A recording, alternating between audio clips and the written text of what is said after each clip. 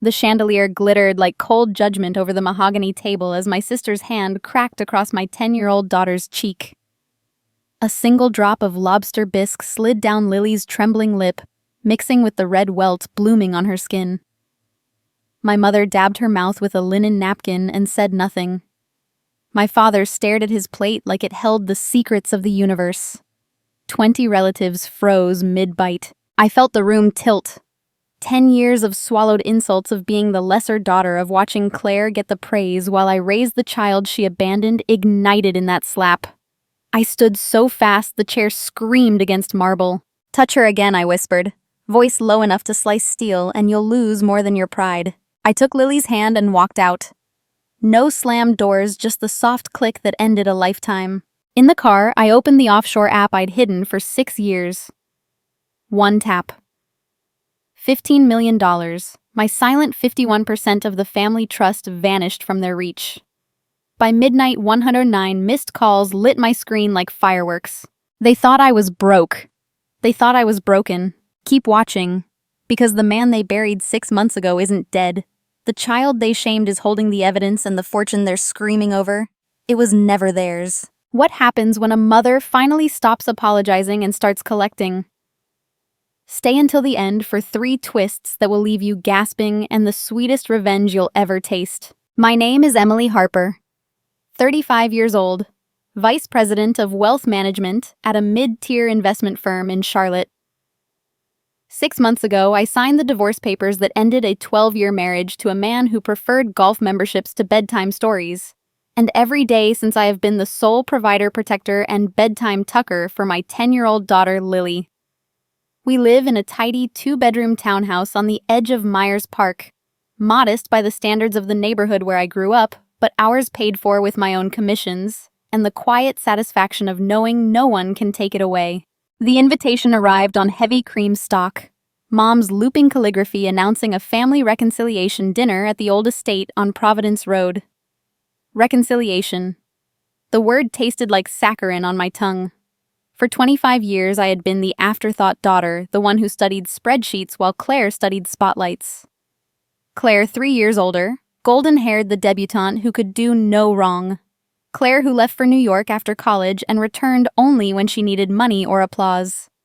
Claire, who somehow still sat at the head of every holiday table while I was relegated to the kiddie end, even after I was the only one showing up with a child in tow.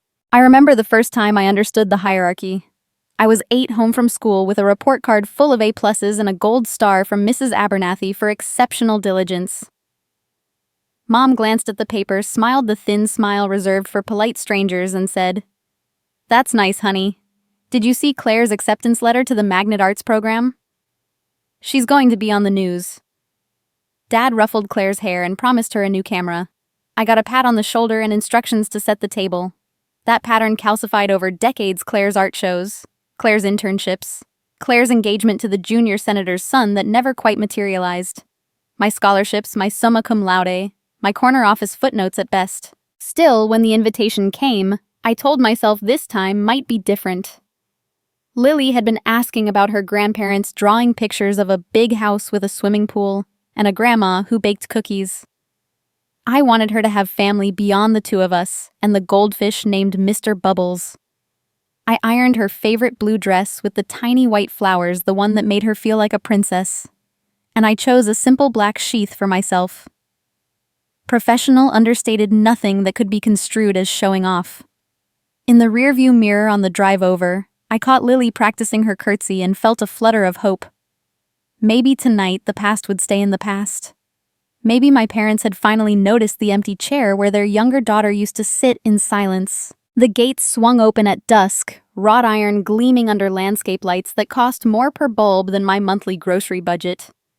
The driveway curved like a red carpet toward the colonial mansion that had once been featured in Southern Living white columns, black shutters, the kind of place where scandals are polished until they shine like silver.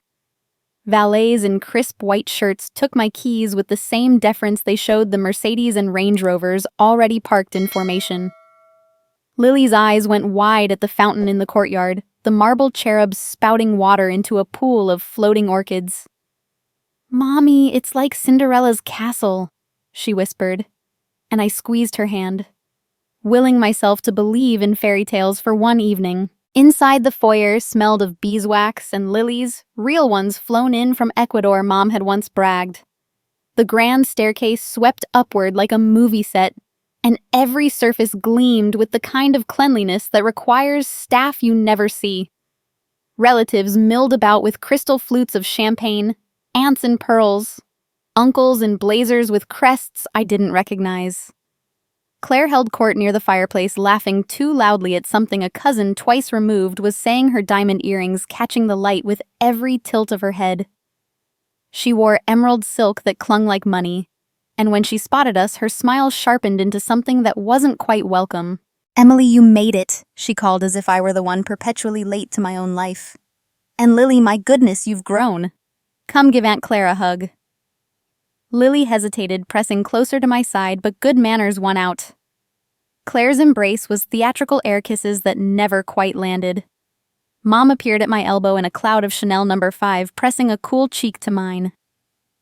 "Darling, the dining room is this way. We're so glad you could join us." No apology for the 6 months of silence since the divorce, no questions about how Lily was adjusting to one bedtime instead of two. Just the same polished distance, as if I were a guest rather than the daughter who used to ride her bike up this very driveway. Dad stood by the bar, swirling amber liquid in a heavy tumbler.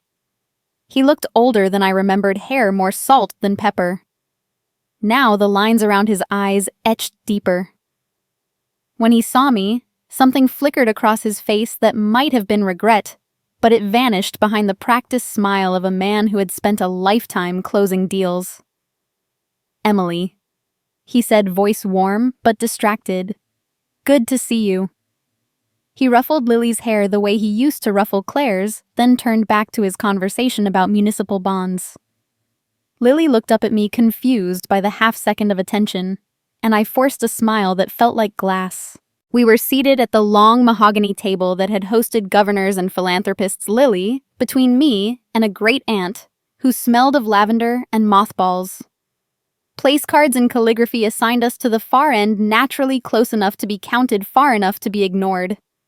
The first course arrived, cream of asparagus soup in delicate bone china, and I watched Lily grip her spoon with both hands, concentrating so hard not to spill. Across from us, Claire launched into a story about her latest gallery opening in Soho, complete with name drops I recognized from the society pages. Mom beamed. Dad nodded approvingly. The aunts leaned in like groupies. I sipped my water and reminded myself why we were here for Lily, for the possibility of grandparents who might one day send birthday cards without Claire's return address on the envelope.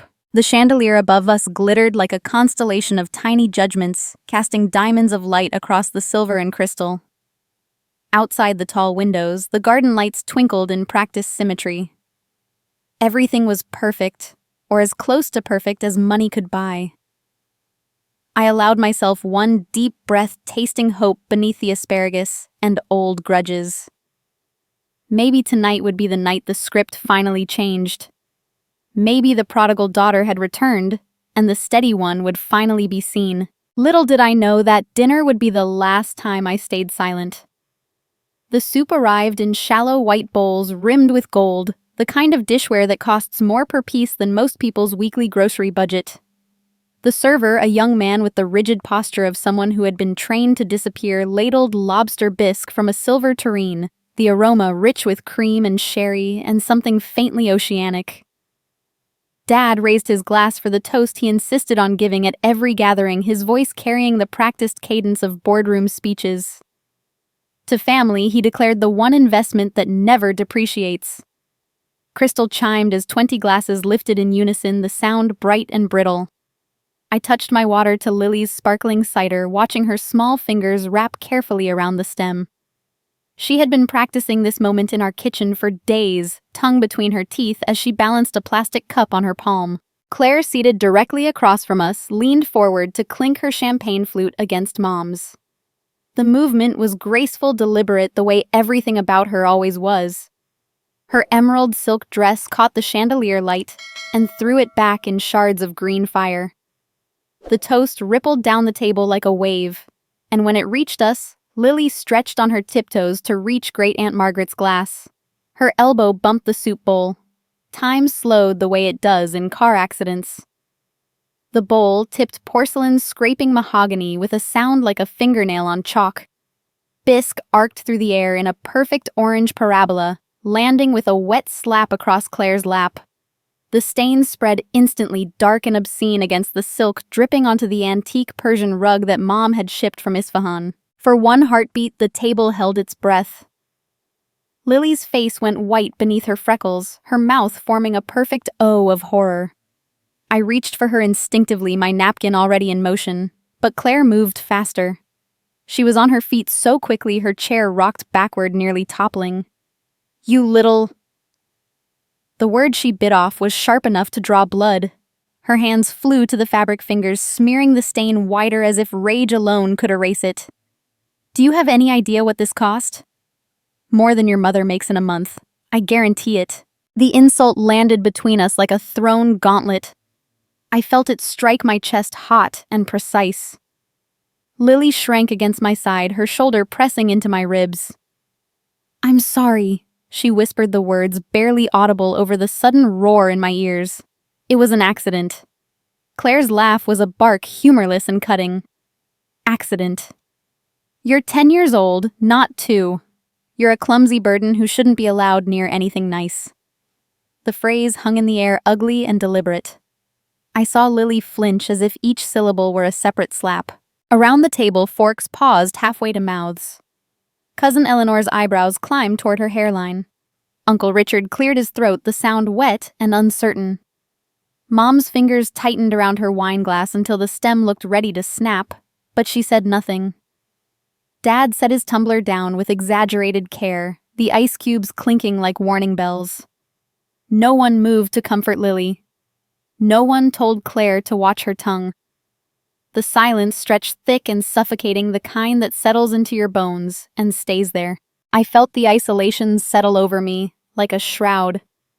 20 people, 20 pairs of eyes, and not one of them met mine. Not one of them reached across the table to steady my daughter's trembling hand. Lily's breath hitched a small, wounded sound that tore at something deep inside my chest. I remembered every time I had been the one to spill milk, to track mud on the foyer marble, to forget the exact fork for the fish course. I remembered the lectures, the comparisons, the way Claire's mistakes were always creative expressions, while mine were failures of character. History repeating itself, only this time the target was smaller, more vulnerable, and entirely mine to protect. Claire was still talking, her voice rising in pitch and volume, a performance for the captive audience. "Honestly, Emily, if you can't teach her basic manners, maybe you shouldn't bring her to civilized events." The word civilized dripped with venom. She dabbed at her dress with a napkin someone had handed her, the motion frantic and theatrical. "This is couture, from Paris. You wouldn't understand." The dig was meant for me, but it was Lily who absorbed it, her shoulders curling inward as if she could make herself disappear. I opened my mouth to speak, to defend, to demand, but the words stuck behind my teeth. The old patterns were ironclad. Claire spoke. The family listened. I absorbed the fallout. Lily's hand found mine under the table, her fingers ice cold and clammy. She was shaking so hard I could feel it in my bones. The bisque cooled on the rug, the stains spreading like a bruise. Someone coughed. A chair creaked. Still no one intervened. Claire's face twisted into something ugly, the mask of sophistication slipping to reveal the spoiled child beneath. "Look at her," she sneered, gesturing at Lily with the soiled napkin. "Sitting there like she belongs. She's always been a mistake." The word mistake landed like a physical blow. Lily made a small, broken sound, and something inside me snapped with an almost audible crack. I started to rise, my chair scraping backward, but Claire was already moving. Her hand lashed out faster than thought, palm opened, the crack of flesh on flesh echoing through the dining room like a gunshot. And then my sister slapped her, right across the face. The sound of Claire's palm meeting Lily's cheek cracked through the dining room like a starter pistol. And the silence that followed was not the stunned hush of shock, but the deliberate, practiced quiet of a family that had perfected looking away. Lily's head snapped to the side, her fine brown hair whipping across her face, and the welt rose instantly, a livid handprint blooming on skin that had never known anything rougher than a playground scrape. She did not cry out. She made no sound at all, only pressed both hands to her cheek as if she could hold the pain inside, and the sight of that small instinctive gesture carved something raw and permanent out of my chest. I waited for the avalanche of outrage that should have followed. I waited for Dad to slam his fist on the table the way he did when a deal went south. I waited for Mom to gasp and clutch her pearls and demand Claire apologize. I waited for any one of the 20 adults in the room to remember that a child had just been struck in front of them. But the avalanche never came. The only movement was the slow, deliberate lowering of eyes. Forks resumed their careful paths to mouths. Napkins lifted to lips. Uncle Richard reached for the decanter as though nothing had happened.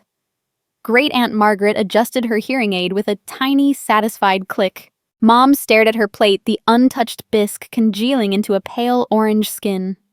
Her manicured fingers worried the stem of her wineglass, twisting it in quarter turns the way she used to twist the diamond on her right hand whenever Claire missed curfew, and I was sent to bed without dessert. Dad's gaze remained fixed on the silver salt cellar, his jaw working beneath the skin as if he were chewing on words he had no intention of spitting out. The silence stretched thick and toxic until Claire filled it with a brittle laugh. "Well," she said, smoothing her ruined dress, "someone had to teach her coordination." Mom's voice came then, soft and apologetic, the tone she reserved for smoothing over Claire's tantrums, since we were children. "Claire's stressed," she murmured, barely loud enough to carry past the centerpiece. The gallery opening the investors, "It's been a lot." As if stress were a medical condition that excused violence. As if a 10-year-old's accidental spill justified a public assault. The words landed between us like a dismissal, and I felt the old familiar burn of being erased. I had heard that tone before. I was 12 when Claire decided my science fair volcano was tacky, and poured blue food coloring into the crater the night before the judging. Mom found me scrubbing the carpet at midnight and sighed Claire's under pressure with her art portfolio honey. Let's not make a scene. I was 16 when Claire borrowed my college essay, changed the name at the top, and submitted it to the same scholarship committee. Dad read both versions, frowned, then told me, "Your sister needs this more. You're the practical one, you'll figure something out."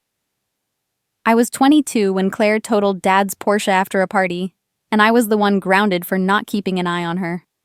Each time the script was the same, Claire acted, I absorbed, and our parents rewrote history to protect their golden child. The memories flooded in sharp and cinematic. I saw myself at 14 standing in the kitchen doorway while Mom comforted Claire over a B- in algebra, tears streaming down both their faces because the teacher doesn't understand artistic minds.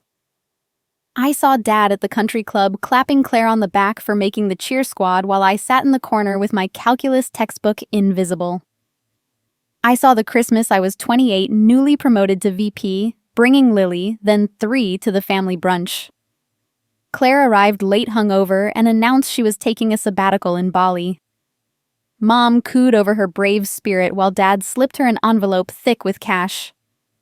I received a polite thank you for the poinsettia centerpiece and a gentle reminder that Lily was getting loud. Under the table, Lily's hand found mine again, her fingers cold and trembling.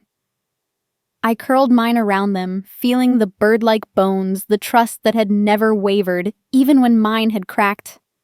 She was shaking so hard the vibration traveled up my arm and settled behind my eyes. I wanted to scoop her up, to shield her with my body, to scream until the crystal shattered. But the old training held me frozen. Good girls don't make scenes practical. Daughters don't disrupt the narrative. The spare air doesn't challenge the chosen one. Claire sat down with a huff, accepting a fresh napkin from the server, as if she were the injured party. Conversation trickled back to life around us, cautious and subdued. Someone asked about the new wing at the art museum. Someone else complimented Mom's floral arrangements. The incident was being folded into the family mythology already. Claire's understandable outburst, Lily's carelessness, my role as the silent caretaker who would clean up the mess. I felt the weight of every unspoken apology I had ever swallowed, every time I had smiled when I wanted to scream, every time I had chosen peace over justice because it was easier for everyone else. Lily's breathing hitched a tiny wet sound that only I could hear. I looked down at her hand in mine, at the faint crescent marks her nails had left in her own palm from clenching too hard. Something shifted inside me, a tectonic plate grinding into new alignment. The anger was still there, white-hot and blinding, but beneath it was something colder, clearer. Resolve. Not the frantic, desperate kind that burns out quickly, but the steady, unbreakable kind that carves canyons. I squeezed her fingers once, a promise without words, and felt her squeeze back. Mom finally looked up, her eyes skimming over Lily's reddened cheek without lingering. "Let's have the main course," she said brightly, as if the menu could erase what had happened. The servers materialized with plates of filet mignon arranged like abstract art, and the charade continued. But I was done pretending.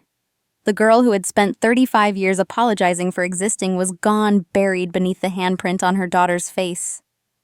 In her place was a woman who had nothing left to lose and everything to protect. I pushed my chair back slowly, the legs scraping against the hardwood with a sound that cut through the murmured conversation like a blade. 20 heads turned finally, but I was already standing. Lily looked up at me, eyes wide and trusting, and I gave her the smallest nod. My hand tightened around hers, steady now, unyielding. The room watched in stunned silence as I stepped away from the table, my daughter's small fingers laced through mine like the only lifeline that mattered. I stood up, and I never looked back. The scrape of my chair still rang in my ears as I stepped clear of the table. Lily's small hand locked in mine like a heartbeat I refused to let go. The dining room stretched behind us, a tableau of frozen faces and half-raised forks, but I kept my gaze fixed on the archway that led to the foyer. Each footfall on the polished oak sounded deliberate, final, the way a judge's gavel seals a verdict. Lily's shoes clicked beside mine too fast for her legs, and I slowed just enough to keep her from stumbling. No one rose to stop us.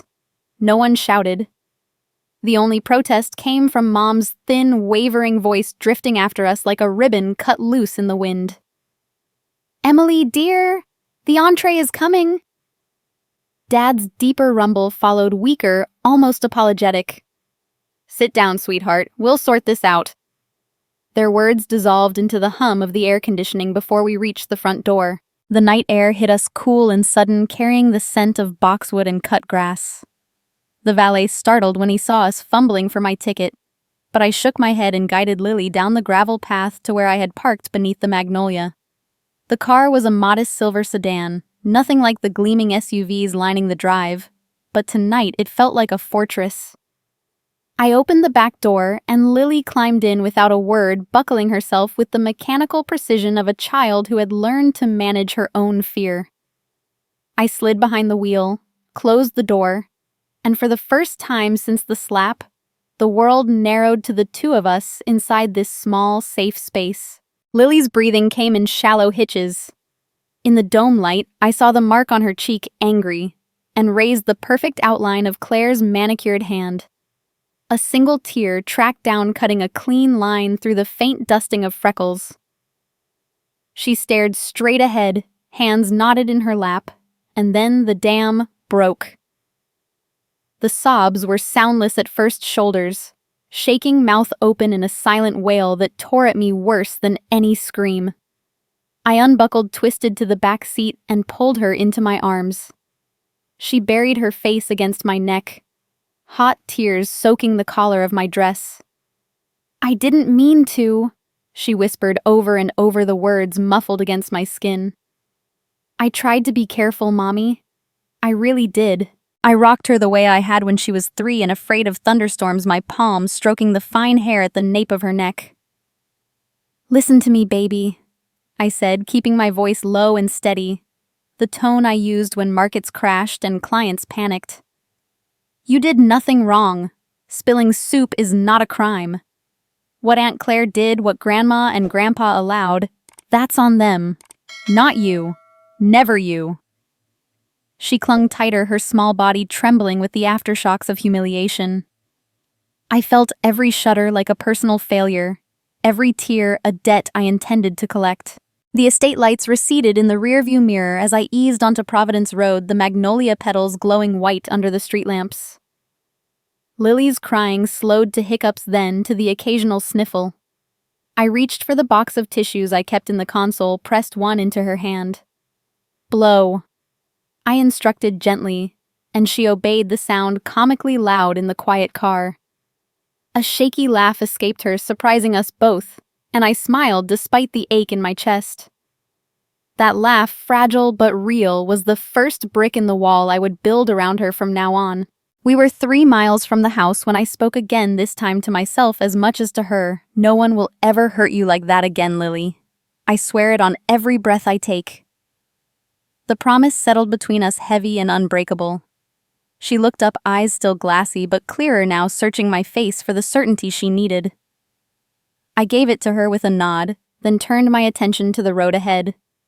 The city lights blurred past familiar streets that suddenly felt like the opening scene of a new life. While Lily dozed against the window, thumb creeping toward her mouth the way it hadn't since kindergarten, I let my mind shift into the cold, precise channels I used at the office. 6 years ago, when Dad decided to restructure the family trust to streamline taxes, he had asked me to review the documents. I spotted the clause that made me the swing vote, the silent 51% that controlled every disbursement, every investment decision. He had waved it away as boilerplate, trusting my diligence but never imagining I would weaponize it. Claire had been in Ibiza that month. Mom was planning the charity gala. No one noticed when I quietly consolidated the voting shares under a blind LLC registered in my name alone. $15 million in blue-chip stocks, municipal bonds, and commercial real estate, all requiring my digital signature to move. They thought the money was theirs to parcel out like party favors. They thought I was content with the annual allowance wired to my account each December, a polite consolation prize for the daughter who chose stability over ambition. I pulled into our garage, the automatic door rumbling shut behind us like a vault. Lily stirred as I lifted her from the seat, her head lolling against my shoulder, limbs heavy with exhaustion. Inside the townhouse, I carried her upstairs, tucked her into bed, still wearing the blue dress with the wilted flowers. She was asleep before her head touched the pillow. I stood in the doorway a long moment, watching the rise and fall of her chest, the bruise on her cheek, a dark accusation in the nightlight's glow. Then I went to my office, closed the door, and opened the laptop that held the keys to everything they believed was theirs. The screen lit my face in cold blue. I logged into the trust portal, entered the 2-factor code sent to the burner phone I kept in a locked drawer. The dashboard loaded $15,423,000 and change. One click would initiate the transfer to an irrevocable account in Lily's name, shielded by layers of offshore privacy. Another click would freeze every outgoing wire until I personally approved it. My cursor hovered. I thought of Claire's sneer, Mom's muttered excuse, Dad's averted eyes. I thought of Lily's tear-streaked face and the handprint that would fade long before the memory did. I did not hesitate. The transfer confirmation pinged softly, a sound no louder than a heartbeat, but infinitely more powerful. By morning, the family accountants would notice. By noon, the screaming would start. They thought I had nothing but a modest salary and a divorced woman's pride. They thought the trust was their birthright, my compliance their due. They thought I had nothing. They were wrong. The confirmation email arrived with a soft chime, the kind that could pass for a calendar reminder if you weren't listening for the sound of empires shifting. I stared at the screen until the numbers blurred. $15,423,812.47 now rested in an account titled only with Lily's initials, and a string of digits no one else would ever decipher. The transfer was complete, irrevocable, routed through 3 jurisdictions and 2 shell entities, before landing in a vault that required my biometric print and a rotating code generated by an app on my phone. I closed the laptop, the click of the lid louder in the quiet house than the transaction itself, and felt the first true breath I had taken since the slap. Lily's door was ajar, the nightlight casting a warm amber glow across her bed. She had kicked off one sock, her foot dangling over the edge, the bruise on her cheek now a darker purple in the shadows.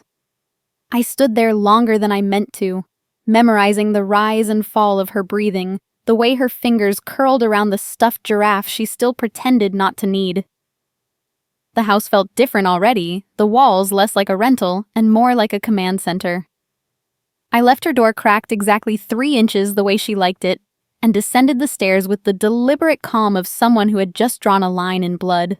My office was a converted closet under the stairs, barely large enough for a desk and a single monitor, but it had served as mission control for bigger moves than this. I opened the second laptop, the one never connected to the home Wi-Fi, and navigated to the encrypted drive labeled Legacy. Inside were folders I had built over years of quiet diligence, scanned trust documents, quarterly statements, emails Dad had forwarded without reading the fine print. The family had always treated technology the way they treated me, something to delegate something beneath their notice. They still used the same phone backup service I had set up for them in 2018, back when I was the helpful daughter who fixed printers and recovered deleted photos. The master admin password had never changed. I logged in with the credentials I had memorized, the way other people memorized birthdays. Mom's iPhone appeared first, then Dad's, then Claire's. Each device a glowing node on a digital map. A single toggle enabled remote view. Another activated the microphones. The screen split into 3 live feeds. Mom pacing the foyer. Dad hunched over his study desk. Claire in the powder room dabbing at her ruined dress with a towel that would never salvage silk. Their voices came through tinny but clear overlapping in a frantic symphony of denial. I leaned back in the chair, the leather creaking under my weight, and watched the evening unravel in real time. Mom was on the landline with the bank's after-hours line, her voice climbing octaves with every hold music interlude. "No, you don't understand. There must be a glitch. My husband is Charles Harper of Harper Holdings. Check again." Dad had pulled up the trust portal on his desktop, the same one I had just emptied, and I could see his cursor hovering over the refresh button, as if willpower alone could repopulate the balance. Claire stormed into the study phone to her ear, demanding to speak to someone in private wealth management, not the peasant desk.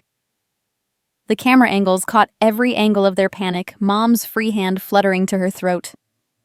Dad's forehead slick with sudden sweat. Claire's reflection in the window showing eyes wild with calculations. I had expected satisfaction, the cold thrill of retribution, but what I felt was closer to scientific curiosity. How long until they realized the money hadn't vanished into a hacker's paradise but had simply changed hands? How many times would they refresh before accepting the new reality? I opened a side window and initiated a second transfer. This one smaller surgical, the liquidation of the municipal bonds, into a high-yield account that would mature on Lily's 18th birthday. The confirmation pinged again, softer this time, a punctuation mark on their unraveling. Dad finally noticed the admin alert buried in the trust's activity log, my digital signature time-stamped at 9:47 p.m. His face went the color of old parchment. "Emily," he said the name barely a whisper, as if speaking it too loudly might summon me. Claire snatched the laptop, scrolling frantically, her manicured nails clicking against the trackpad. That little she started, then caught herself perhaps remembering the microphones she didn't know were live. Mom collapsed into the leather wingback, the one Dad had shipped from London, and began to cry in the theatrical way she reserved for charity galas, when the string quartet played something minor. I adjusted the audio feed, isolating Claire's phone call to the family attorney. "I don't care what time it is in Aspen," she hissed. "Wake him up. Tell him the trust has been drained and my sister, my mousy divorced sister, is the only one with access."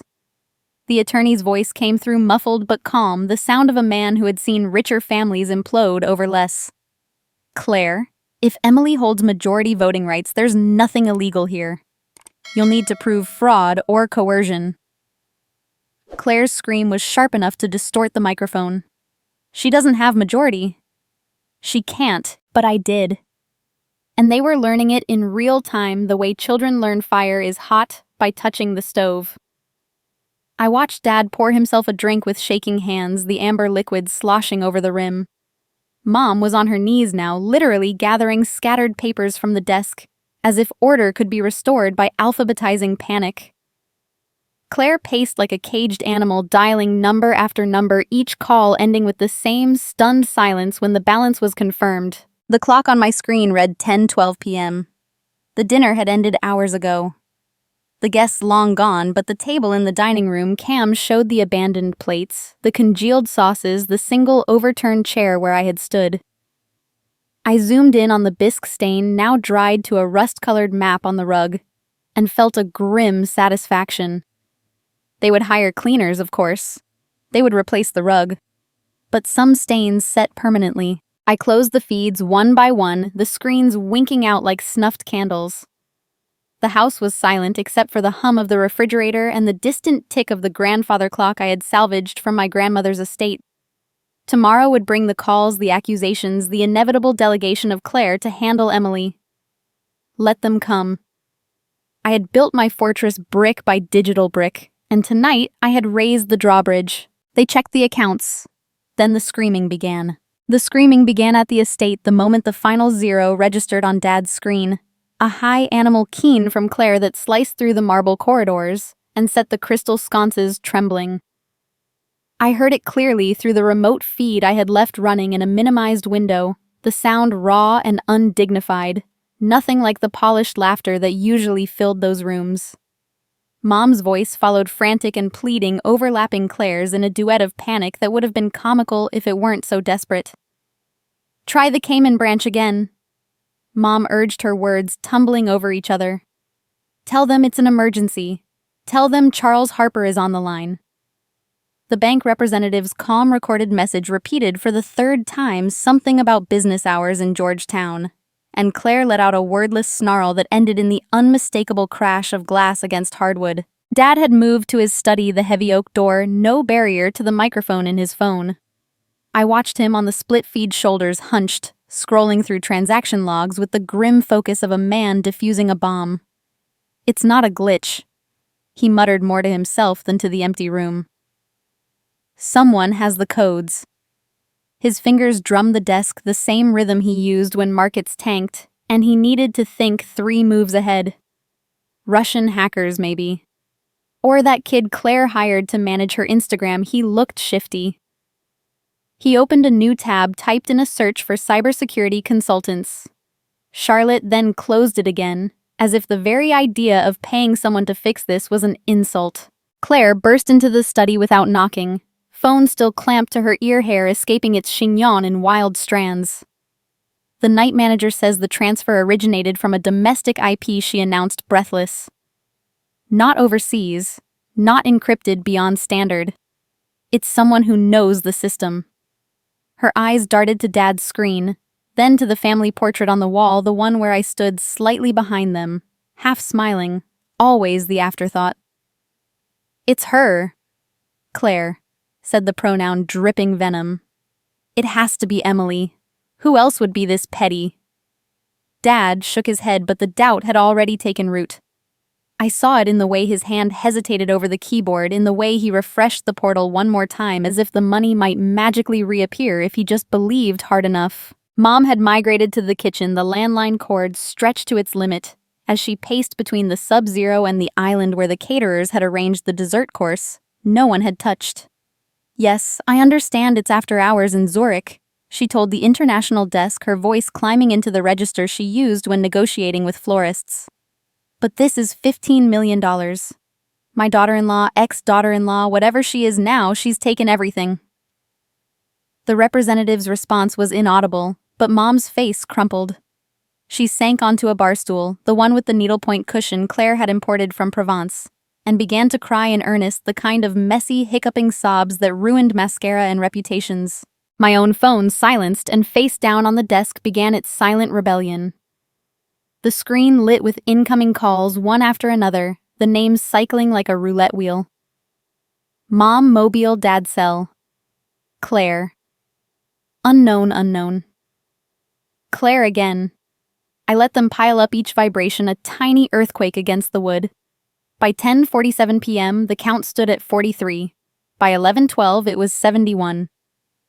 I brewed chamomile tea, I didn't drink, watched the numbers climb, and felt the strange detachment of a general observing troop movements from a distant hill. They were deploying every weapon in their arsenal favors. Threats, guilt, the full spectrum of Harper persuasion, and every missed call was proof that the arsenal was empty. Claire tried a different tactic, texting in all caps. Answer your phone. Then 5 minutes later, this is theft. Then softer, almost pleading. We can fix this. Just come back. I read each message without replying, then deleted the thread. Mom left voicemails in rapid succession, her voice cracking on every syllable. Emily, honey, whatever you think you're doing, stop. We love you. We love Lily. Let's talk. Dad's single text was characteristically terse. Call me. Now. I archived it with the others. At 11:58, the calls slowed as if they had finally exhausted the first wave of outrage. I poured the cold tea down the sink, rinsed the mug, and opened the trust portal one last time to confirm the hold I had placed on all outgoing wires. The balance read 0 across every sub-account, a clean surgical emptiness. I closed the laptop, the house settling around me with the creak of old bones. Lily's breathing drifted down the hallway, steady and deep, the only sound that mattered. My phone buzzed once more, a lone vibration in the quiet. I turned it over, expecting another demand from Claire, but the notification was a voicemail from Dad, timestamped 12:03 a.m. I pressed play, volume low, and his voice filled the room, rough with exhaustion and something that might have been fear. Emily, he said, pausing as if choosing each word from a limited supply. Come back to the house. We'll talk. Just you and me. No Claire, no Judith. We'll figure this out. Another pause, longer this time, filled with the faint clink of ice in a glass. Please. The message ended with a soft click, the sound of a man who had never begged for anything in his life. I saved the voicemail, labeled it Exhibit A, and powered the phone down completely. The screen went dark, reflecting my face back at me. Calm, unreadable. Outside, the street was empty, the neighbor's porch light flickering in the wind. I stood at the window a long moment, letting the silence settle, letting the weight of what I had done sink in. They would regroup by morning, hire lawyers, trace the transfers, realize the depth of my control. But tonight, they were still reeling, still believing this was a tantrum they could outlast. That night, I had 109 missed calls, and one voicemail that changed everything. The morning after the 109 missed calls, my phone stayed dark, but the silence felt heavier than any ring. I had just poured Lily's cereal when the landline, the one I kept only for school emergencies, rang with a number I didn't recognize. I answered on the second tone, expecting a telemarketer. Instead, a measured baritone introduced itself as Martin Caldwell, Dad's estate attorney. Ms. Harper, I need you at the office within the hour. Your father left instructions, and they're time-sensitive. I started to ask what instructions, but he cut me off. Bring identification. And come alone. The line went dead before I could form another question. I dropped Lily at school with a kiss and a promise of pizza for dinner, then drove downtown in a daze. Caldwell's firm occupied the top floor of a glass tower that reflected the city like a mirror. The receptionist waved me straight through to a conference room paneled in dark walnut. Caldwell stood when I entered, silver-haired and immaculate, the kind of lawyer who billed by the heartbeat. He didn't offer coffee.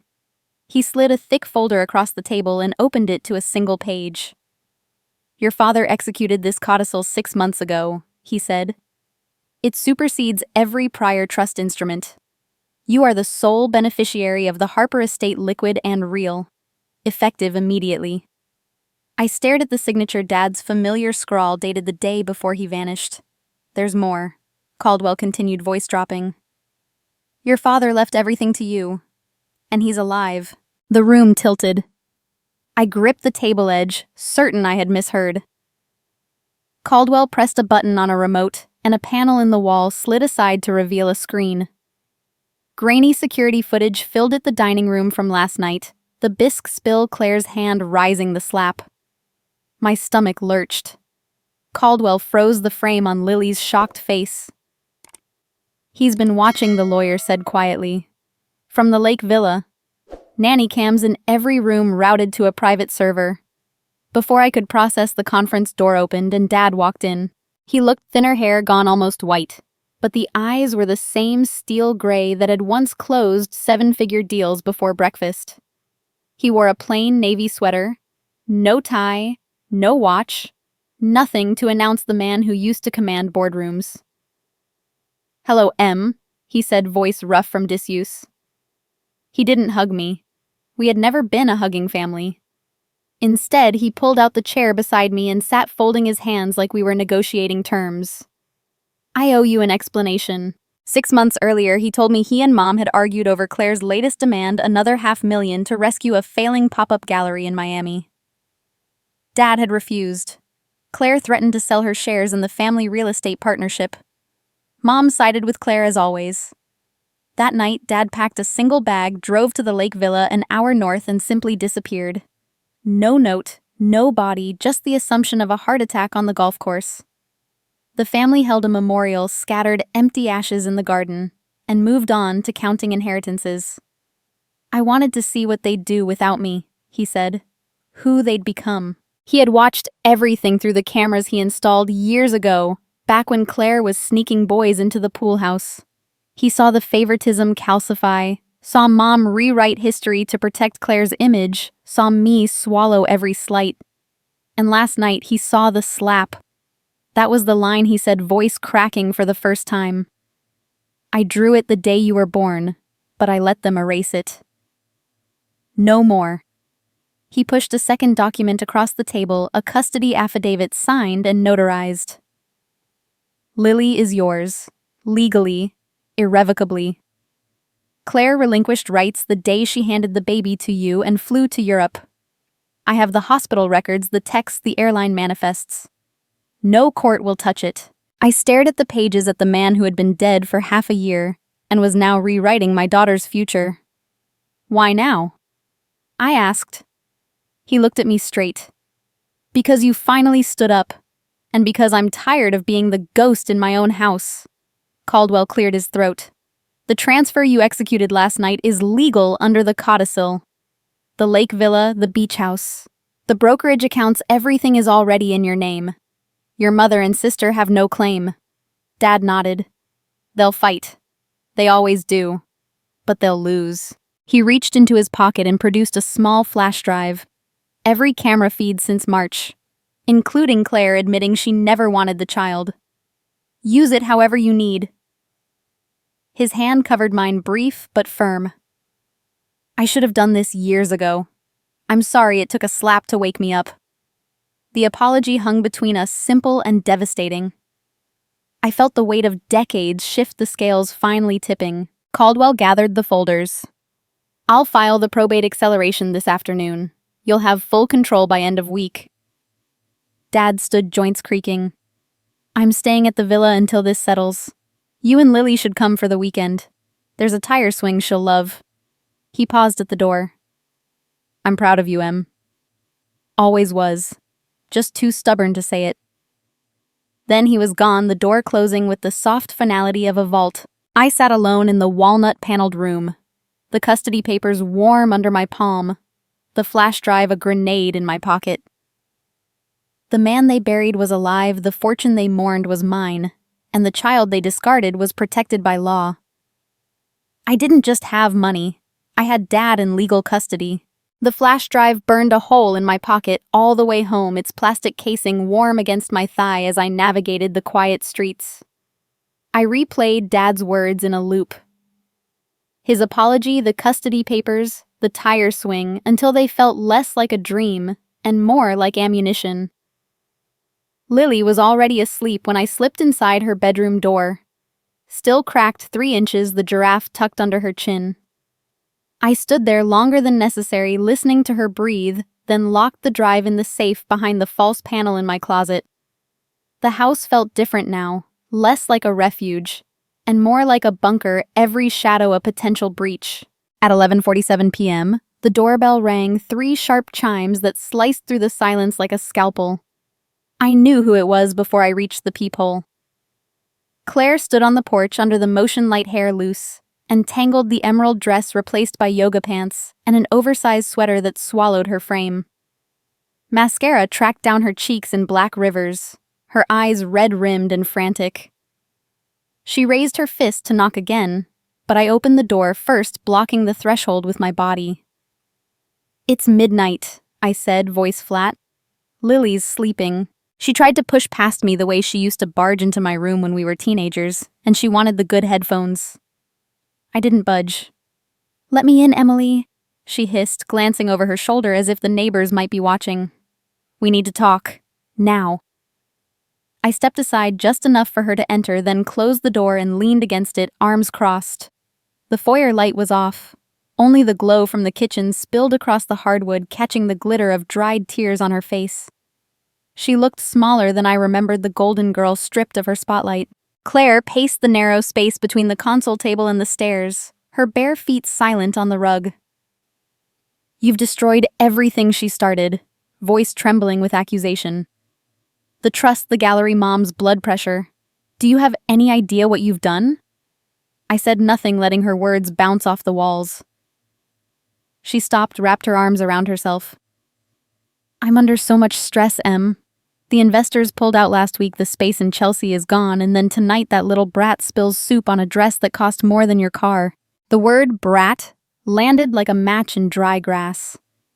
I felt the heat rise, but I kept my voice level. "Go on," I said. "Tell me how stressed you are." She missed the danger in my tone, too wrapped in her own narrative. I didn't mean to hit her, okay? It just happened. She's always in the way. Always needing. Always ruining things. If you'd taught her some basic coordination, none of this would have happened. She was crying again, the tears real this time, but they didn't move me. I had seen her cry on cue since we were children, the performance perfected for maximum sympathy. I pulled my phone from my pocket, thumbed to the audio file Dad had flagged from the nanny cam. Claire's voice filled the foyer, tinny but unmistakable. "You're a clumsy burden who shouldn't be allowed near anything nice."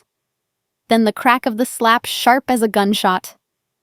Lily's small, wounded gasp followed. I let it play to the end, then hit repeat. Claire's face went white beneath the smeared makeup. "Turn it off," she whispered. I didn't. The loop ran again, the sound of her own cruelty echoing off the walls. She lunged for the phone, but I held it out of reach. "You want to talk about stress?" I asked. "Listen to what stress sounds like when it's aimed at a 10-year-old. She sank to her knees right there on the rug, the one Lily had picked out because it had tiny yellow flowers. "Please," she said, the word breaking. "I'll apologize. I'll pay for therapy, whatever she needs. Just give me back my daughter." The confession hung between us, raw and ugly. I had known, of course suspected, since Lily's eyes turned the exact shade of Claire's at certain angles, but hearing it aloud was a different kind of wound. Claire reached for my hand, fingers cold and trembling. "She's my daughter, Em. You can't take her from me." I looked down at her, at the sister who had everything and still wanted more.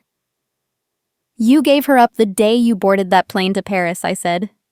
"You signed the papers, you sent the checks, you called her Emily's project. She's been mine for 10 years. You don't get to claim her now because the money's gone." Claire's sobs turned ugly snot mixing with mascara, but I felt no pity. I crouched so we were eye level. "You hit her. You called her a burden. You don't get to kneel here and rewrite history." She clutched at my sleeve. "I'll do anything. I'll leave the city. I'll stay away. Just don't take her." I stood, stepping back until her hand fell away. "It's not up to me anymore," I said. "Dad's alive. He saw everything. The custody affidavit is filed. Lily is legally mine, and you are legally nothing to her." Claire's mouth opened, closed, no sound coming out. I opened the door, the night air rushing in cool and final. "Go home, Claire. Sleep in the bed you made." She knelt. But I wasn't done. I closed the door on Claire's crumpled form and leaned against it until the sound of her retreating footsteps faded into the night.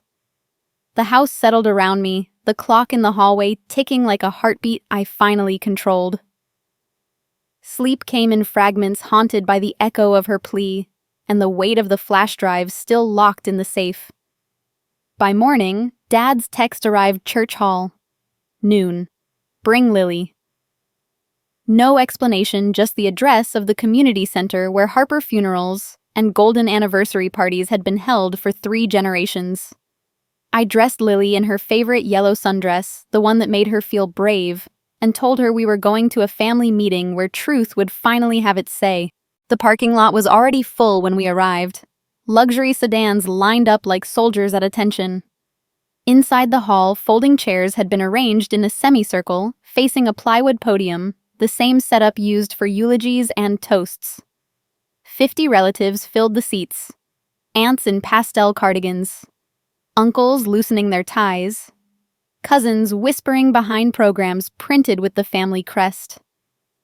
Mom sat front row center spine, straight lips pressed into a bloodless line. Claire was beside her, eyes swollen, clutching a tissue like a lifeline. Dad stood at the podium, thinner than I remembered from yesterday, a manila folder thick as a phone book under his arm. He nodded once when he saw us, a silent signal to take the 2 empty chairs reserved on the aisle. The room hushed as Dad tapped the microphone. The feedback squeal brief but sharp.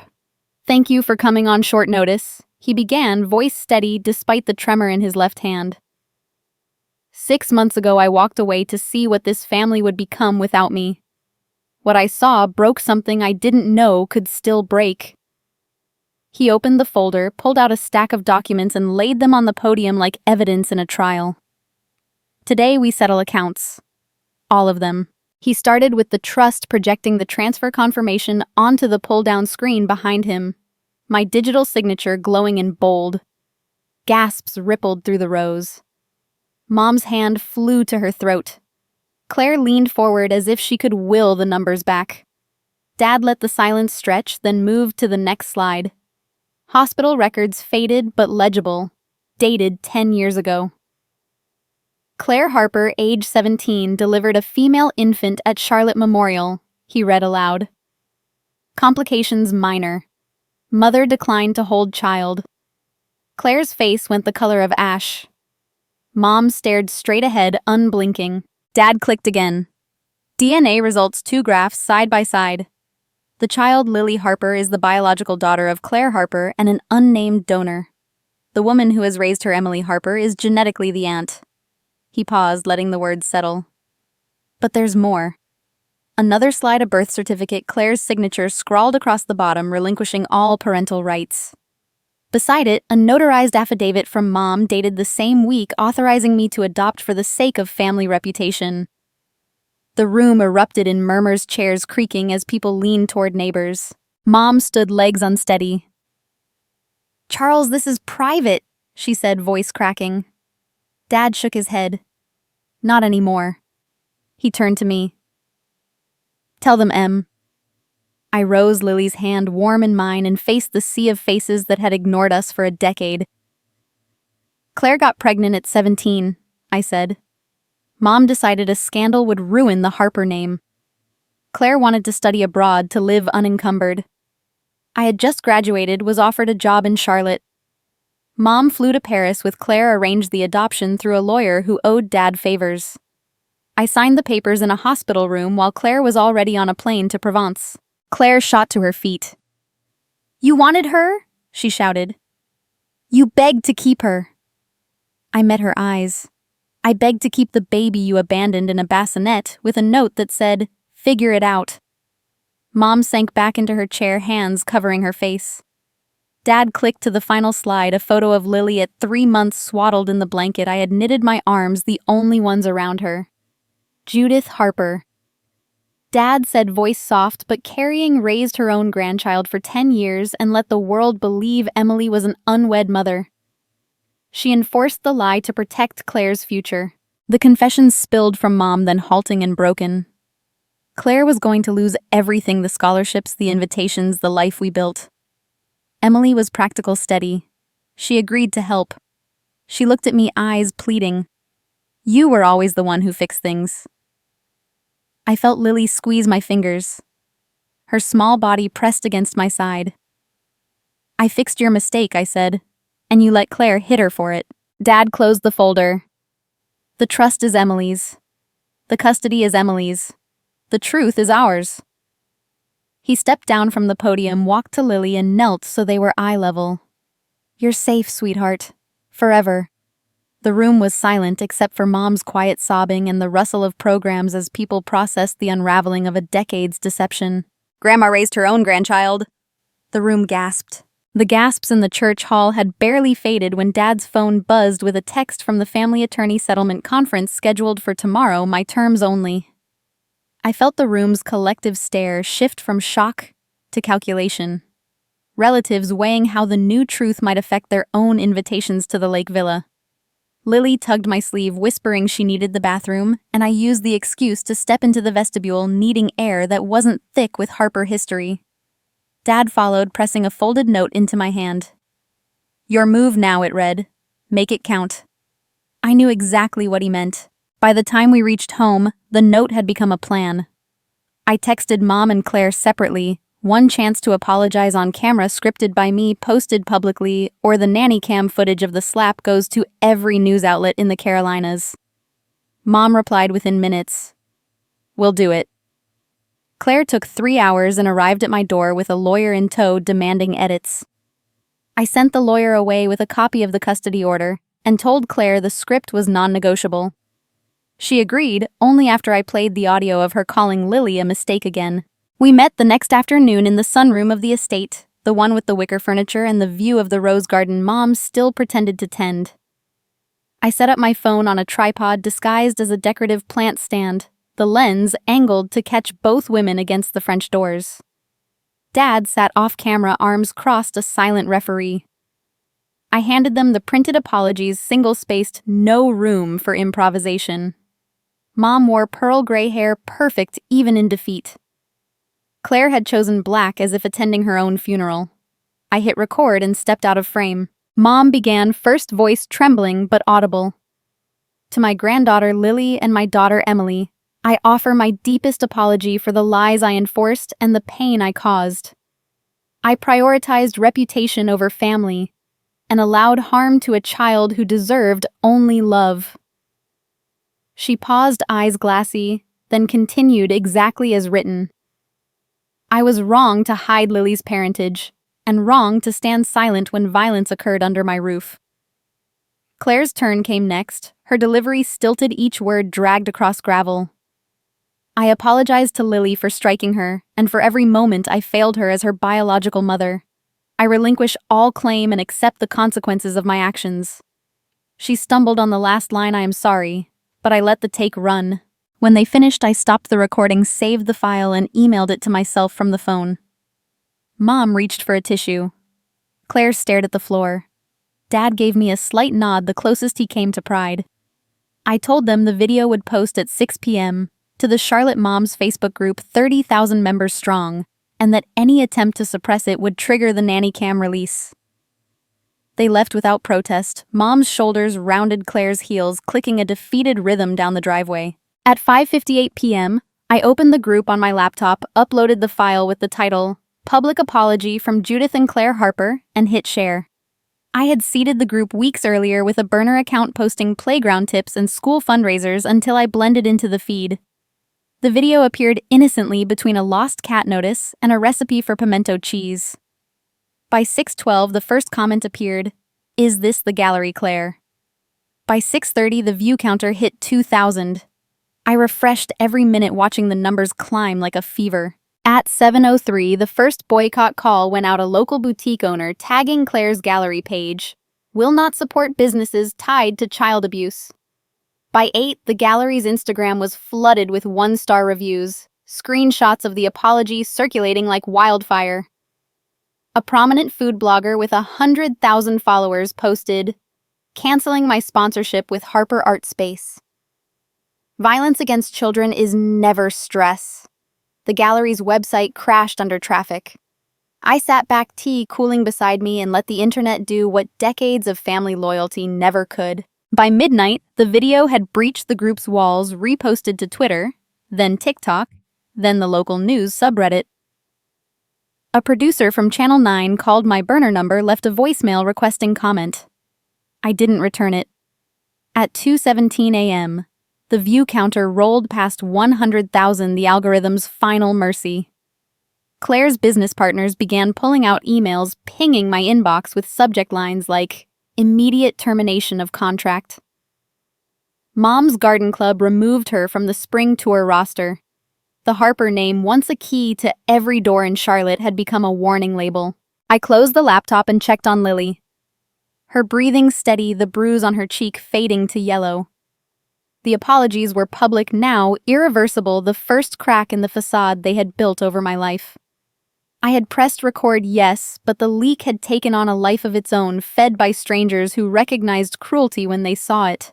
But who pressed record? The morning after the video crossed 100,000 views, I woke to the smell of burnt toast and Lily's small voice humming in the kitchen. She had insisted on making breakfast alone, a ritual she started after the divorce, as if feeding me proved she could keep us both safe. I found her standing on her stepstool, spatula in hand, the smoke alarm beeping its polite warning. She beamed when she saw me, cheeks flushed with pride. I flipped them without breaking the yolks, she announced, sliding 2 perfect sons onto my plate. I kissed the top of her head and pretended not to notice the faint yellow shadow still lingering on her cheek. We ate in companionable silence, the radio murmuring about weekend farmers markets, the world outside our window, pretending normalcy, while the internet finished its work. School drop-off was uneventful. Lily waved from the curb, backpack bouncing the bruise hidden beneath a stripe of sunscreen I had applied with surgical care. I spent the morning fielding emails from reporters and distant cousins who suddenly remembered my existence. By noon, my inbox overflowed with interview requests and veiled threats from Claire's remaining sponsors.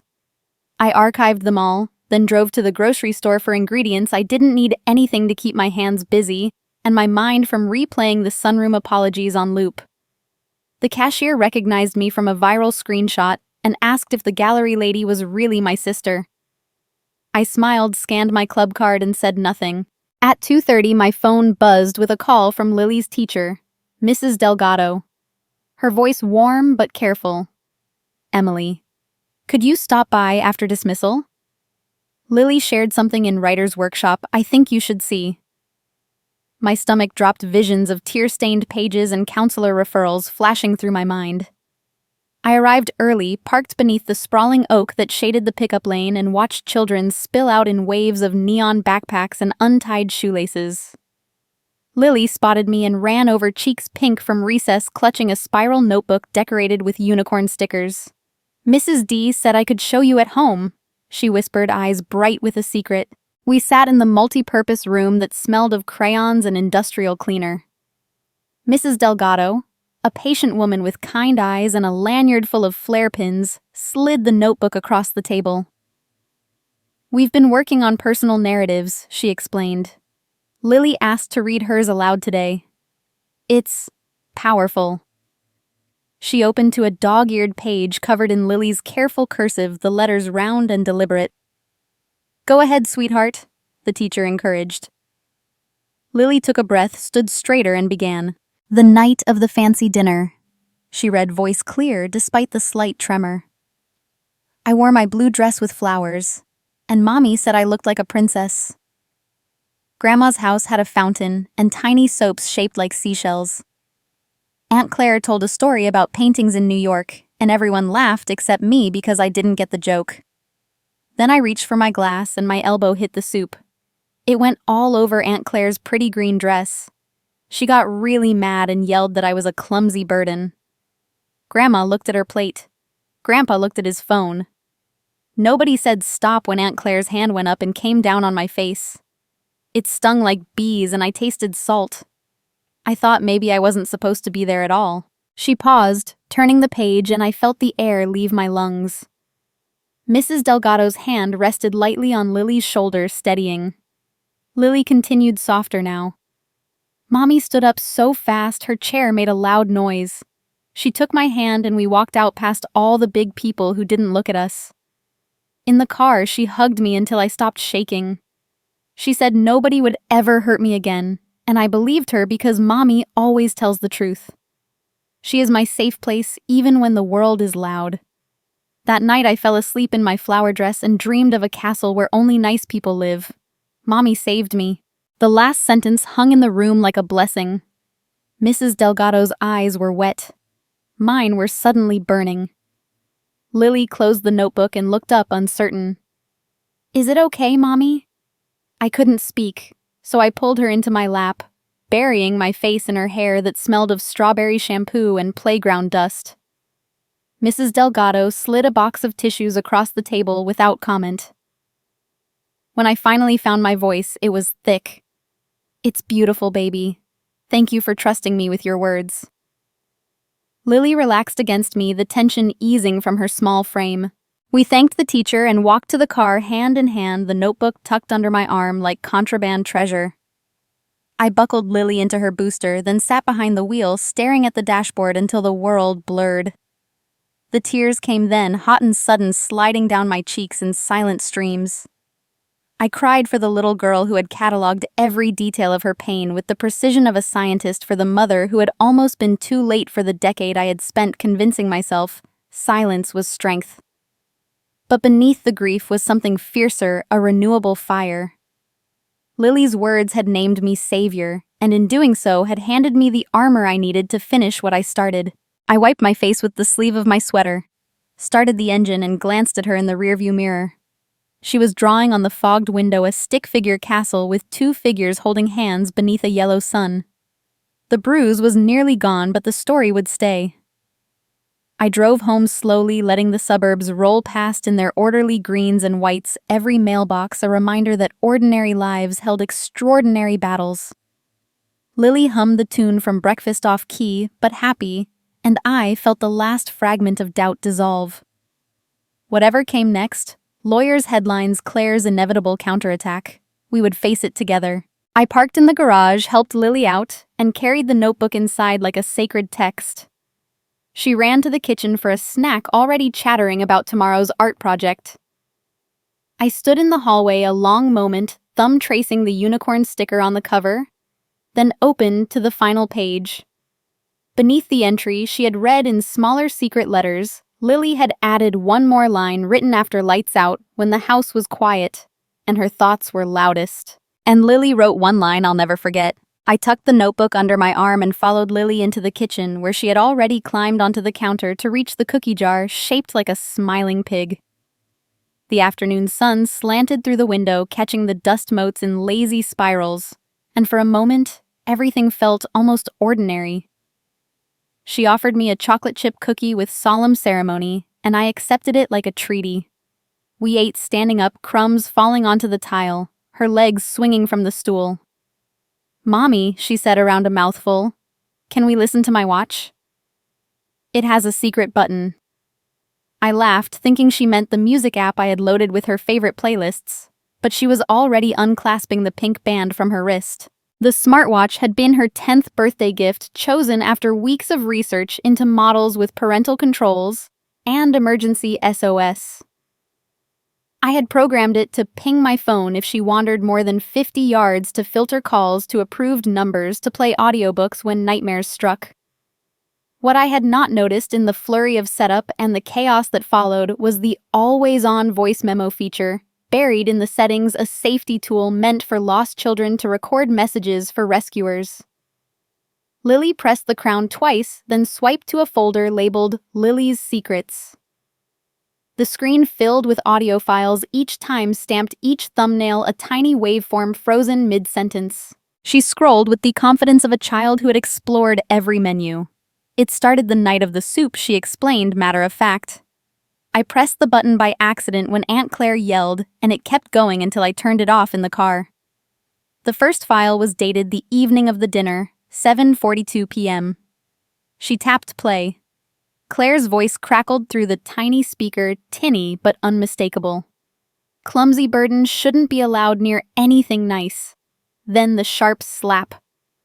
Lily's small gasp, the rustle of fabric as I pulled her away. My cookie turned to ash in my mouth. Lily watched my face, uncertain. "Keep going," I managed. File after file unfolded like a horror reel in miniature. "Claire at a family barbecue 3 months ago. Stop hogging the swing, you selfish little." Mom's voice softer from a visit last Christmas. "Let Claire rest, sweetheart. She's had a long flight." A thud that could only be Lily's shoulder hitting a doorframe. Another file from Easter Claire hissing, "If you ruin one more photo, I swear." 20 recordings in total, each one a pinprick in the balloon of denial I had carried for years. The timestamps marched forward from the spill night, proof that the violence had not been a singular explosion, but a slow burn fed by indifference. I knelt so we were eye level, the watch cradled between us like evidence. "Why didn't you tell me?" I asked, voice barely above a whisper. Lily shrugged the gesture too adult for her narrow shoulders. "I thought if I had proof you'd believe me when I said it hurt. Grown-ups always say kids make things up." The simplicity of it gutted me. She had built her own archive, a 10-year-old archivist documenting cruelty, because the adults in her life had taught her trust was conditional. I carried the watch to my office, Lily trailing behind with the solemnity of a deputy. The files transferred to my laptop in seconds, each waveform a jagged mountain range of sound. I opened the metadata, every clip geotagged to the estate, to Mom's garden club luncheons, to the lake house where Claire had cornered Lily behind the boathouse. The physical sounds were the worst. The smack of an open palm against a backpack when Lily forgot to say thank you. The scrape of a chair as she was pushed aside at the piano recital. Mom's silence was its own track, the absence of intervention louder than any shout. Lily climbed into my lap, her warmth grounding me. "Are you mad I recorded?" she asked. I kissed her forehead, tasting salt from dried tears I hadn't realized were mine. "I'm proud," I said. "You protected yourself when no one else did." She relaxed against my chest, the watch now dangling from her wrist like a badge. I saved the files to an encrypted drive, then emailed copies to Dad and the attorney with the subject line Exhibit B, pattern of abuse. The reply came within minutes. "Bring her to the lake this weekend. We end this." I closed the laptop and looked at the child who had outsmarted every adult in her orbit. She had pressed record the night of the spill and never stopped, a quiet act of rebellion wrapped in pink silicone. The evidence was irrefutable, time-stamped, geotagged, a child's truth preserved in digital amber. Claire's apologies. Mom's tears, the viral video, none of it mattered now. The real witness had been wearing the watch all along, her small voice the clearest indictment. My 10-year-old was the real witness. The weekend arrived with a sky the color of tarnished silver, and I packed Lily's overnight bag with the efficiency of a soldier heading to battle. She chattered about the tire swing Dad had promised, oblivious to the storm gathering beyond our driveway. We drove north along the lake road, pine trees closing ranks around the sedan, the smartwatch files burning a virtual hole in my cloud drive. The villa appeared at the end of a gravel lane, smaller than the estate, but no less imposing. Its cedar shingles weathered to a soft gray. Dad waited on the porch, coffee mug in hand, looking more like a retired fisherman than the architect of our family's reckoning. He hugged Lily first, lifting her high enough to make her squeal, then turned to me with a nod that carried the weight of unfinished business. Inside, the house smelled of wood smoke and lemon polish. Lily ran off to explore the loft, her footsteps thundering overhead, and Dad led me to the study that overlooked the water. A fire crackled in the stone hearth, casting shadows across a desk buried in paper. He closed the door with a soft click and gestured to the leather chair opposite his. "Sit," he said. "This one's uglier than the rest." He opened a locked drawer and withdrew a stack of bank statements bound with rubber bands, the kind of documents that arrive in plain envelopes and disappear into shredders. The top page bore the logo of a private lender in the Caymans, the balance circled in red, $2,143,000 payable immediately. He spread the statements across the blotter like a deck of cards. "Your mother and Claire have been borrowing against the real estate partnership for 4 years, he explained. Art installations, pop-up galleries, a penthouse in Miami they swore was an investment. When the partnership equity ran dry, they needed collateral. He slid a promissory note toward me, the signature line filled with a forgery so precise it made my skin crawl. My name, my looping E, the slant of the Y I had perfected in college. They practiced on your old Christmas cards, he said, voice flat. Traced it until it was perfect. I traced the counterfeit loops with a fingertip, feeling the paper's slight ridge where the pen had pressed too hard. The loan was secured against the commercial properties. I now controlled the ones that generated the rental income, keeping Mom's garden club afloat and Claire's lifestyle intact. Another page detailed a second mortgage on the beach house again with my forged endorsement.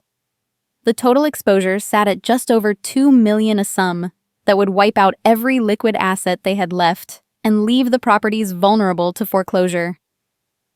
Dad watched my face, waiting. They planned to pay it back with the trust distributions, he said.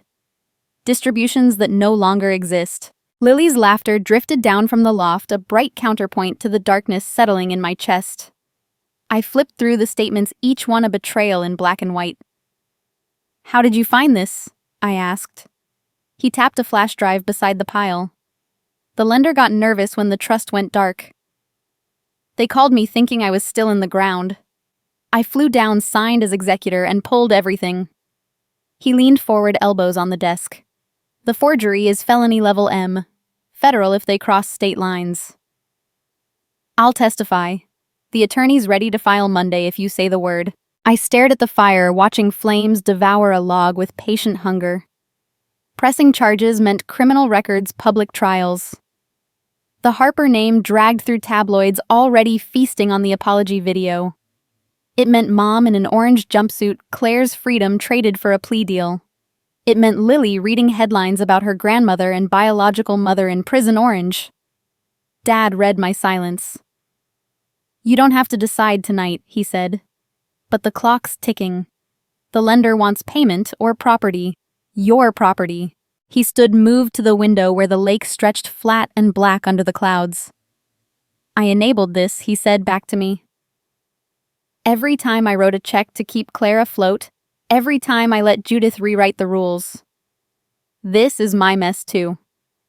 His reflection in the glass looked older, the lines around his eyes etched deeper by 6 months of watching his family cannibalize itself. Lily's voice called from upstairs, asking if the tire swing was ready, and Dad's shoulders lifted with the sound. She deserves better than what we gave her, he said. Better than what they're still trying to take.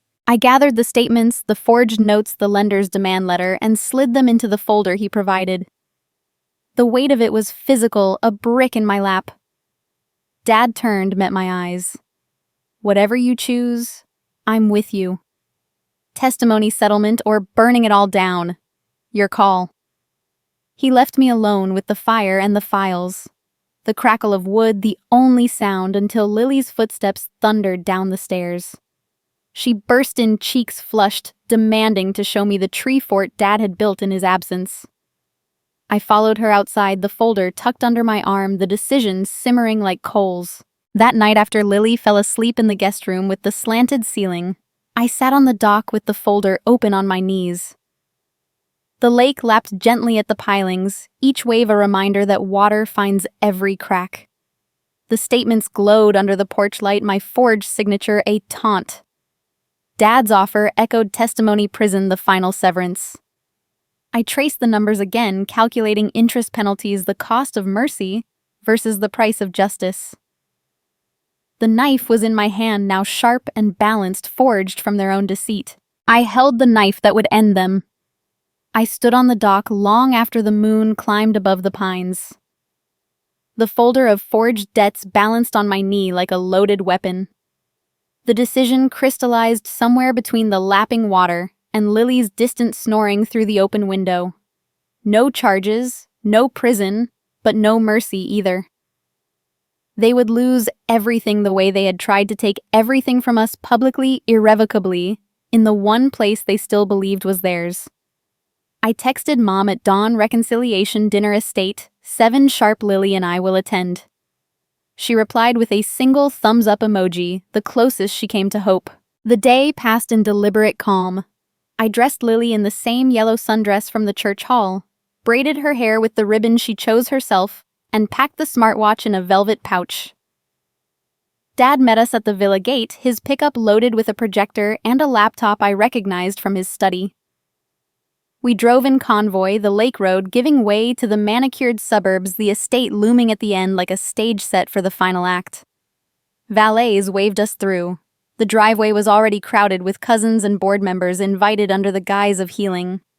Mom had spared no expense string quartet in the foyer, ice sculptures melting into swan-shaped puddles. The dining room table extended to seat 30.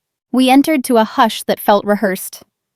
Mom stood at the head in sapphire silk, Claire beside her in mourning black. Both women pale, but composed. Place cards positioned Lily and me at the far end, again a subtle reminder of hierarchy. Dad took the seat to my right, his presence a silent declaration. The first course arrived, chilled cucumber soup in crystal bowls, and conversation tiptoed around the elephant in the room. Mom raised her glass for a toast to new beginnings, her voice trembling only slightly. I waited until every spoon touched porcelain, then stood. The projector hummed to life behind the chandelier, its beam cutting through the candlelight to splash the far wall with the first slide, the smartwatch waveform timestamp, 7:42 p.m., the night of the spill. I pressed play on the laptop. Claire's voice filled the room. Tinny but unmistakable. Clumsy burden who shouldn't be allowed near anything nice. The slap cracked like gunfire. Lily's gasp followed small and wounded. The quartet faltered mid-note. A cousin dropped her fork. Mom's glass slipped from her fingers, shattering on the hardwood. I let the file loop once, twice the sound of violence echoing off the crown molding, until Claire's face crumpled. I advanced the slide. Bank statements bloomed across the wall, red circles around the forged signatures, the $2 million balance glowing like a verdict. These loans, I said voice steady, were secured against properties I now own. The collateral is mine to call. Claire lunged for the laptop, but Dad caught her wrist. Sit! He ordered, the tone he once used to close hostile takeovers. The room froze. I clicked again. The final image, the custody order, Lily's name in bold, my signature witnessed by the court. Lily is mine, I said. Legally, permanently. You have no claim, no voice, no visitation. Mom found her feet, hands pressed to the table as if it might steady the world. Emily, please, she whispered. We can fix this. I met her eyes, saw the plea, the calculation, the lifetime of choosing Claire. You said I had nothing, I told her, loud enough for every guest to hear. Look again. I took Lily's hand, felt Dad's solid presence at my shoulder, and walked the length of the table. The quartet had stopped entirely. The only sound was the click of my heels and Lily's smaller ones beside me. Claire reached out as we passed, fingers brushing air. Mom sank back into her chair, the sapphire silk pooling around her like spilled ink. We reached the foyer, the front door opened to the night. I paused on the threshold, looked back once. The projector still cycled through the evidence, the smartwatch audio now on its third loop, the slap reverberating endlessly. Mom's sob broke free, then raw and guttural, the sound of a woman watching her empire dissolve in real time. Dad followed us out, pulling the door closed behind him with the finality of a coffin lid. The door closed. Mom's sob echoed forever. The echo of Mom's sob followed us down the driveway, a sound that should have faded with distance, but clung to the night air like damp smoke. Dad drove in silence, the projector and laptop stowed in the trunk, Lily asleep against my shoulder before we reached the highway. I stared out the window at the passing streetlights, each one a small sun dying in sequence, and felt the final threads snap. The estate, the table, the chandelier that had witnessed every slight, all of it receded into a past I no longer owed. By the time we crossed the county line, the plan was fully formed. Vanish, rebuild, leave, no forwarding address. The next morning, I activated new phones under a trust name Dad had prepared months earlier, numbers unlinked to any Harper account. I listed the townhouse with a realtor who specialized in discreet sales cash offers, only no open houses. The agent raised an eyebrow at the speed but asked no questions when the check cleared. Within a week, the sold sign went up and I began packing in methodical layers Lily's artwork first, then the kitchen gadgets we actually used, finally the clothes that fit the life we were stepping into. I donated the rest to a shelter downtown, the one where I had once volunteered incognito, and watched the boxes disappear into a truck bound for women starting over. Lily helped choose our destination from a map spread across the kitchen table, her finger tracing interstates like rivers. She settled on a small city in Tennessee, 3 states west, with a public elementary ranked top in the region, and a downtown square that hosted farmers markets every Saturday. "They have a duck pond," she said, eyes bright, and a library with a real castle turret. I booked a rental house site, unseen, a craftsman bungalow with a porch swing and a yard big enough for the tire swing Dad promised to ship. The moving company arrived at dawn, professionals who wrapped furniture in quilts and labeled boxes with military precision. By noon, the townhouse was empty, echoing a shell I locked behind me without looking back. We drove west in Dad's pickup, Lily reading billboards aloud and inventing stories about the cows we passed. The new phones stayed silent. I had blocked every number from our old life except Dad's. He met us at the state line with a trailer holding the few pieces I couldn't part with Lily's baby book. My grandmother's cedar chest, the kitchen table where we had eaten burnt toast and planned revolutions. The bungalow welcomed us with the scent of fresh paint and possibility. Lily claimed the bedroom with the slanted ceiling, immediately hanging her unicorn poster above the bed. I enrolled her in the castle turret school where the principal greeted us with lemonade and a welcome packet thick with calendars. The first fire we built was in the backyard pit, a modest circle of bricks the previous tenant had left behind. I gathered the photographs I had carried for years, Claire and me at 8 and 11 arms around each other at the beach. Mom's garden club portraits. Dad's 60th birthday with the cake shaped like a golf green. One by one, I fed them to the flames, watching faces curl and blacken, the past reduced to ash that lifted on the night breeze. Lily added her own contribution, a crayon drawing of the estate with a giant red X through the dining room. "Goodbye means soup," she declared, and the paper flared bright before collapsing into embers. We roasted marshmallows until our fingers were sticky, the smoke carrying away the last ghosts. The letter arrived 3 days later, slipped into the mailbox among flyers for pizza and lawn care. Dad's handwriting on the envelope, no return address. I waited until Lily was asleep, then sat on the porch swing with a glass of tea and opened it under the glow of the bug light. The paper was heavy, the kind he used for board resolutions, the ink steady despite the tremor I knew lived in his hand now. I wrote this the night before I left, sealed it, and told Caldwell to deliver only if you ever took the reins. You were always enough. Not the spare, not the practical one, not the daughter who fixed things. Enough. The money, the properties, the truth. None of it matters if you don't believe that. Raise Lily to know her worth comes from inside, not from tables or trusts or blood that failed her. I'll visit when the dust settles, bring the tire swing, stay as long as you'll have me. Until then, live loud. Dad. I read it twice then, a third time, the swing creaking beneath me like an old friend. The words settled in my chest, warm and solid, a foundation stronger than any estate. I folded the letter and tucked it into the cedar chest beside Lily's first lock of hair. The night was quiet except for crickets, and the occasional car on the distant highway, a soundtrack to a life unburdened. We had changed our phones, sold the house, crossed 3 states, burned the photographs, chosen a school with a turret. The Harpers were a footnote now, a cautionary tale told in whispers at Charlotte garden parties. Lily woke each morning to birdsong and the smell of coffee, her laughter filling rooms that had never known our name. I watched her swing higher than the porch roof, her hair a banner against the Tennessee sky, and felt the last chain fall away. Some endings aren't endings at all. The letter from Dad stayed folded in the cedar chest, its words a quiet heartbeat beneath the rhythm of our new days. The Tennessee sun rose warmer than Charlotte's ever had, spilling gold across the porch swing where Lily practiced cartwheels on the grass, and I sipped coffee strong enough to anchor me. Months slipped by in a blur of firsts, Lily's initial day at the turreted school where she walked in clutching a lunchbox painted with constellations. My inaugural freelance contract managing portfolios from a desk that overlooked a maple turning scarlet. the Saturday market where we bought peaches so ripe the juice ran down our chins. The town embraced us without questions, neighbors waving from porches, the librarian slipping Lily extra bookmarks shaped like owls.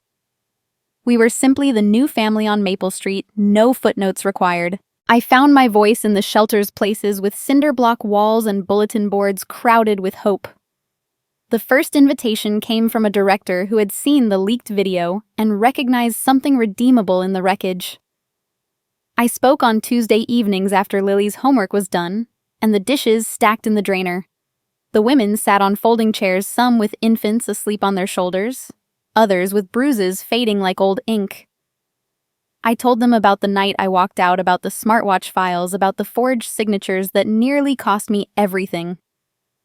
I told them the part that mattered most, that leaving was not surrender, but strategy, that silence could be a weapon when wielded with precision. They leaned forward, eyes fierce with recognition, and when I finished, they asked questions that cut to the bone. How do you know when to forgive? How do you teach a child to trust again? I answered honestly, slowly, deliberately, on your own terms. Lily thrived in ways that made my chest ache with gratitude. She joined the science club, built a volcano that erupted purple foam across the cafeteria, and came home with a certificate for most creative hypothesis. Her teacher sent emails praising her empathy, how she noticed when a classmate sat alone and invited them to her table. At night, she read under the covers with a flashlight, the smartwatch now just a timepiece on her nightstand, its recordings archived and silent. She asked about Charlotte only once, tracing the state line on a map with her finger. Do Grandma and Aunt Claire miss us? I told her the truth. Some people miss what they lost, but not enough to change. She nodded, satisfied, and turned the page. News of the old life arrived in fragments delivered by Dad during his monthly visits with the tire swing strapped to his truck like a promise kept. Claire's gallery filed. Chapter 7, the Chelsea space shuttered, the Miami penthouse sold at auction to cover debts. Mom sold the estate to a developer who planned condominiums, moved into a one-bedroom condo near the country club, and attended bridge games where no one mentioned the past. Dad showed me the bankruptcy notice, the real estate listing, the society page photo of Mom alone at a charity luncheon. They're breathing, he said, but not living. I felt no triumph, only the dull recognition that consequences have their own geography. The shelters became my legacy, a circuit of rooms where women rebuilt from ash. I spoke in church basements in Knoxville, in community centers in Chattanooga, always ending with the same line, I forgive, but I don't return. The phrase started as armor, became mantra, then truth. Forgiveness was not reunion. It was release. I released Mom from the expectation of grandmotherly warmth, Claire from the myth of sisterhood, the Harper name from its chokehold on my future. The women nodded, some crying, some taking notes on napkins. One left a drawing on the sign-in sheet, a woman walking away from a burning house, a child's hand in hers, the flames spelling freedom in curling script. Lily's 10th-and-a-half birthday fell on a Thursday, and we celebrated with a picnic at the duck pond. Chocolate cake balanced on a checkered blanket. Dad arrived with a new swing, this one carved from oak, and hung it from the maple while Lily directed like a foreman. She swung higher than the roofline, hair streaming, laughter bright enough to rival the sun. I watched from the porch, Dad beside me, his hand on my shoulder, steady as the tree. You built this, he said. I knew he meant more than the house, the swing, the life. I meant the boundaries, the peace, the space where Lily could grow without the shadow of old expectations. That night after Dad left and Lily slept with cake crumbs on her pillow, I stood on the porch and looked at the stars scattered like spilled salt. The shelters had taught me that healing is not linear, that some wounds scar and some reopen, but that forward motion is its own grace. I had forgiven the slap, the forgery, the lies, not for their sake but for mine. For Lily's, for the women who would hear my story and choose their own doors. The past was a closed book, its pages brittle, its ending written in ash. Because the next chapter, it's about forgiveness on my terms. The chandelier glittered like cold judgment over the mahogany table, as my sister's hand cracked across my 10-year-old daughter's cheek. A single drop of lobster bisque slid down Lily's trembling lip, mixing with the red welt blooming on her skin. My mother dabbed her mouth with a linen napkin and said nothing. My father stared at his plate like it held the secrets of the universe. 20 relatives froze mid-bite. I felt the room tilt. 10 years of swallowed insults of being the lesser daughter of watching Claire get the praise while I raised the child she abandoned, ignited in that slap. I stood so fast the chair screamed against marble. "Touch her again," I whispered, voice low enough to slice steel, and you'll lose more than your pride. I took Lily's hand and walked out. No slammed doors, just the soft click that ended a lifetime. In the car, I opened the offshore app I'd hidden for 6 years. One tap. $15 million, my silent 51% of the family trust vanished from their reach. By midnight, 109 missed calls lit my screen like fireworks. They thought I was broke. They thought I was broken. Keep watching. Because the man they buried 6 months ago isn't dead. The child they shamed is holding the evidence and the fortune they're screaming over. It was never theirs.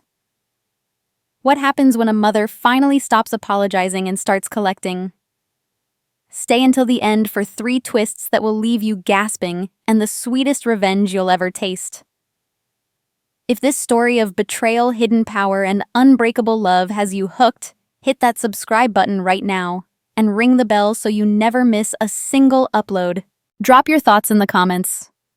Would you have walked out that night or waited for the perfect strike? Have you ever uncovered a family secret that changed everything? Share your stories below. Your voice might be the one that helps someone else find their strength. Let's keep this conversation going because every story shared is a step toward healing.